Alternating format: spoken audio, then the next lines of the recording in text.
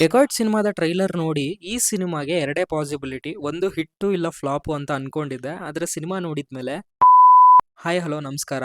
ಡೆಕಾಯ್ಟ್ ಇದು ಅಡಿವಿಶೇಷ್ ಮತ್ತೆ ಮೃಣಾಲ್ ಅವರು ಆಕ್ಟ್ ಮಾಡಿ ಶನಿಲ್ ಡಿಯೋ ಅವರು ಡೈರೆಕ್ಟ್ ಮಾಡಿರೋ ಸಿನಿಮಾದ ಒನ್ಲೈನ್ ವಿಚಾರಕ್ಕೆ ಬಂದ್ರೆ, ಹರಿ ಮತ್ತೆ ಸರಸ್ವತಿ ಇಬ್ರು ಇಂಟೆನ್ಸ್ ಲವ್ ಅಲ್ಲಿ ಇರ್ತಾರೆ. ಆದ್ರೆ ಯಾವುದೋ ಒಂದು ಕಾರಣಕ್ಕೆ ಸರಸ್ವತಿನೇ ಹರಿನ ಜೈಲಲ್ಲಿ ಇರೋ ಹಾಗೆ ಮಾಡ್ತಾಳೆ. ಯಾಕೆ ಜೈಲ್ಗೆ ಹೋಗೋ ಸಿಚುವೇಶನ್ ಯಾಕೆ ಬಂತು, ಜೈಲ್ಗೆ ಹೋದ್ಮೇಲೆ ಹರಿ ಲೈಫ್ ಏನಾಯ್ತು, ಇವನ್ನೆಲ್ಲ ತಿಳ್ಕೊಳಕ್ಕೆ ನೀವು ಸಿನಿಮಾನ ನೋಡ್ಲೇಬೇಕು. ಬನ್ನಿ ಸಿನಿಮಾ ಹೇಗಿದೆ, ಏನ್ ಅನಿಸ್ತು ಅಂತ ಸ್ಪಾಯ್ಲರ್ಸ್ ಇಲ್ಲದೆ ಡಿಸ್ಕಸ್ ಮಾಡ್ಕೊಂಡು ಬರೋಣ. ಆದ್ರೆ ಅದಕ್ಕಿಂತ ಮುಂಚೆ ವಿಡಿಯೋಗೆ ಲೈಕ್ ಮಾಡಿದ್ರೆ ರೀಚ್ ಆಗೋದಕ್ಕೆ ತುಂಬಾನೇ ಹೆಲ್ಪ್ ಆಗುತ್ತೆ. ಸಿನಿಮಾದಲ್ಲಿ ನನಗೆ ಇಷ್ಟ ಆಗಿದ್ದು ಇವರು ಆಕ್ಷನ್ ಥ್ರಿಲ್ಲರ್ ಅಲ್ಲಿ ಲವ್ ಸ್ಟೋರಿನ ತೋರಿಸಿರೋದು. ಅಂದ್ರೆ ಸಿನಿಮಾ ಒಂದು ಪ್ರೇಮ ಕಥೆನೆ, ಆದ್ರೆ ಈ ಬ್ಯಾಕ್ ಡ್ರಾಪ್ ಅಲ್ಲಿ ಹೇಳಿರೋದು ಇಂಟ್ರೆಸ್ಟಿಂಗ್ ಮತ್ತೆ ನನಗೆ ಫ್ರೆಶ್ ಅಂತಾನೂ ಅನಿಸ್ತು. ಬಿಕಾಸ್ ಸಿಚುವೇಶನ್ಸ್ ನ ಸಿನಿಮಾದಲ್ಲಿ ಚೆನ್ನಾಗಿ ಬಿಲ್ಡ್ ಮಾಡಿದ್ದಾರೆ. ಸರಸ್ವತಿನೇ ಹರಿನ ಜೈಲಲ್ಲಿ ಇರೋ ಹಾಗೆ ಮಾಡ್ತಾಳೆ ಅಂದ ತಕ್ಷಣ ಡ್ರಾಮಾ ಬಿಲ್ಡ್ ಆಗುತ್ತೆ, ಯಾಕೆ ಏನು ಅಂತ. ಆ ಎಲ್ಲ ವಿಷಯನ ಆದಷ್ಟು ಹೋಲ್ಡ್ ಮಾಡಿ ಇಟ್ಟು ಪ್ರಾಪರ್ ಟೈಮಲ್ಲಿ ರಿವೀಲ್ ಮಾಡ್ತಾರೆ. ಅದು ಇಷ್ಟ ಆಯ್ತು.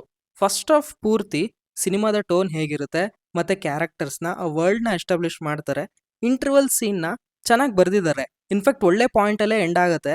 ಅಂದ್ರೆ ಸೆಕೆಂಡ್ ಹಾಫ್ ಅಲ್ಲಿ ಸ್ಟೋರಿ ಬಗ್ಗೆ ತಿಳ್ಕೊಳ್ಳೋಕೆ ಒಂದೊಳ್ಳೆ ಇಂಟ್ರೆಸ್ಟ್ ಕ್ರಿಯೇಟ್ ಮಾಡುತ್ತೆ ಫಸ್ಟ್ ಹಾಫ್ ಅಂತ ಹೇಳ್ಬೋದು. ಈ ಸಿನಿಮಾ ನೋಡ್ತಿರುವಾಗ ನೀವು ಗೆಸ್ ಮಾಡ್ತೀರಾ, ಓ ಏನಾದ್ರೂ ಆಗಿರುತ್ತೆ ಅದಕ್ಕೆ ಹಾಗೆ ಮಾಡಿರ್ತಾಳೆ ಅಂತ. ಅದು ಕರೆಕ್ಟೇ, ಆದ್ರೆ ಹೇಗಾಯ್ತು ಏನಾಯ್ತು ಅನ್ನೋ ಪಾಯಿಂಟ್ ನ ಇನ್ನೂ ಸ್ವಲ್ಪ ಸ್ಟ್ರಾಂಗ್ ಆಗಿ ಬರ್ಕೊಂಡಿದ್ರೆ ಇದೊಂಥರ ಕ್ಲಾಸಿಕ್ ಸಿನಿಮಾ ಆಗಿರೋದು ಅಂತ ಅನಿಸ್ತು. ಚೆನ್ನಾಗಿಲ್ಲ ಅಂತಲ್ಲ, ಐಡಿಯಾ ಚೆನ್ನಾಗಿದೆ, ಕ್ಯಾರೆಕ್ಟರ್ಸ್ ನ ಬಿಲ್ಡ್ ಮಾಡಿರೋ ರೀತಿ ಚೆನ್ನಾಗಿದೆ, ಡ್ರಾಮಾ ಕೂಡ ವರ್ಕ್ ಆಯ್ತು. ಬಟ್ ಆ ಒಂದು ಎಮೋಷನಲ್ ಕನೆಕ್ಷನ್ ಅನ್ನೋದು ಪೇಪರ್ ಮೇಲೆ ತುಂಬಾ ಚೆನ್ನಾಗಿ ಬರ್ದಿದ್ದಾರೆ ಅಂತಾನೆ ಅನಿಸ್ತು. ಬಟ್ ಸ್ಕ್ರೀನ್ ಮೇಲೆ ನೋಡುವಾಗ ಅಷ್ಟು ಹೈ ಎಮೋಷನ್ ಅಂತ ಅನಿಸ್ಲಿಲ್ಲ. ಅದ್ ಯಾಕೆ ಹೀಗೆ ಅನಿಸ್ತು ಅಂದ್ರೆ, ಫಸ್ಟ್ ಹಾಫ್ ಅಷ್ಟು ಚೆನ್ನಾಗಿ ಬಿಲ್ಡ್ ಮಾಡ್ತಾರೆ ಸಿನಿಮಾನ, ಹಾಗಾಗಿ ನನಗೆ ಸೆಕೆಂಡ್ ಹಾಫ್ ಇನ್ನ ಬೆಟರ್ ಆಗ್ಬೋದಿತ್ತೇನೋ ಅಂತ ಅನಿಸ್ತು. ಪರ್ಫಾರ್ಮೆನ್ಸ್ ವೈಸ್ ಮೃಣಾಲ್ ಅವರು ಸೀತಾರಾಮಂ ಆದ್ಮೇಲೆ ಆಯ್ನಾನ, ಈಗ ಇದು ತುಂಬಾ ಒಳ್ಳೆ ಪರ್ಫಾರ್ಮರ್ ಅವರು. ಕತೆಗೆ ಏನ್ ಬೇಕು, ನಾನು ಯಾವ ಎಮೋಷನ್ ತೋರಿಸ್ಬೇಕು ಅಂತ ಪ್ರಾಪರ್ ಹೋಮ್ ವರ್ಕ್ ಮಾಡ್ತಾರೆ ಅವರು. ಅದಕ್ಕೆ ಅಷ್ಟು ಚೆನ್ನಾಗಿ ಅನ್ಸುತ್ತೆ ನಮಗೆ. ಶೇಷ್ ಅವರು ಆಸ್ ಯೂಶುವಲ್ ಕತೆಗೆ ಏನ್ ಬೇಕೋ ಅದನ್ನ ಪ್ರಾಪರ್ ಆಗಿ ಮಾಡಿದ್ದಾರೆ. ಇನ್ನು ಅನುರಾಗ್ ಕಶ್ಯಪ್ ಮತ್ತೆ ಪ್ರಕಾಶ್ ರಾಜ್ ಅವರು ಇದ್ದಾರೆ, ಅವರ ರೋಲ್ಗೆ ಏನ್ ಬೇಕೋ ಅದಾಗಿದೆ. ಅನುರಾಗ್ ಕಶ್ಯಪ್ ಅವರ ರೋಲ್ನ ಇನ್ನ ಸ್ವಲ್ಪ ಬೆಟರ್ ಮಾಡ್ಬೋದಿತ್ತು. ಮ್ಯೂಸಿಕ್ ಚೆನ್ನಾಗಿ ಅನಿಸ್ತು ನನಗೆ, ಕತೆ ಹೋಗ್ತಿರೋ ಫ್ಲೋಗೆ ಪ್ರಾಪರ್ ಆಗಿ ಸೆಟ್ ಆಗಿದೆ. ನೆಗೆಟಿವ್ಸ್ ಅಂತ ಅನ್ಸಿದ್ದು ಆಕ್ಚುಲಿ ಸಿನಿಮಾದ ನೆಗೆಟಿವ್ ಅಲ್ಲ ಇದು. ಶೇಷ್ ಅವ್ರ ಮೇಲೆ ಎಕ್ಸ್ಪೆಕ್ಟೇಷನ್ಸ್ ತುಂಬಾನೇ ಇತ್ತು, ಎಲ್ಲೋ ಒಂದ್ ಕಡೆ ಆ ಎಕ್ಸ್ಪೆಕ್ಟೇಷನ್ ರೀಚ್ ಆಗಿಲ್ಲ ಅಂತಾನೆ ಅನಿಸ್ತು.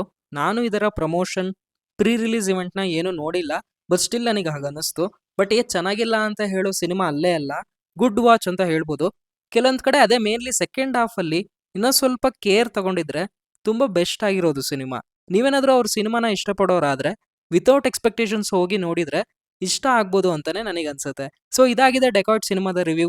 ಚಾನಲ್ಗೆ ವಿಸಿಟ್ ಮಾಡಿ, ಬೇರೆ ಕಾಂಟೆಂಟ್ನ ನೋಡಿ, ಇಷ್ಟ ಆದ್ರೆ ಸಬ್ಸ್ಕ್ರೈಬ್ ಮಾಡ್ಕೊಂಡು ಸಪೋರ್ಟ್ ಮಾಡಿ. ಮತ್ತೆ ಯೂನಿಕ್ ಕಾಂಟೆಂಟ್ ಜೊತೆ ಸಿಗ್ತೀವಿ. ಅಲ್ಲಿವರೆಗೂ filmy stuff by Nehal channel ಕಡೆಯಿಂದ ಬಾಯ್ ಬಾಯ್.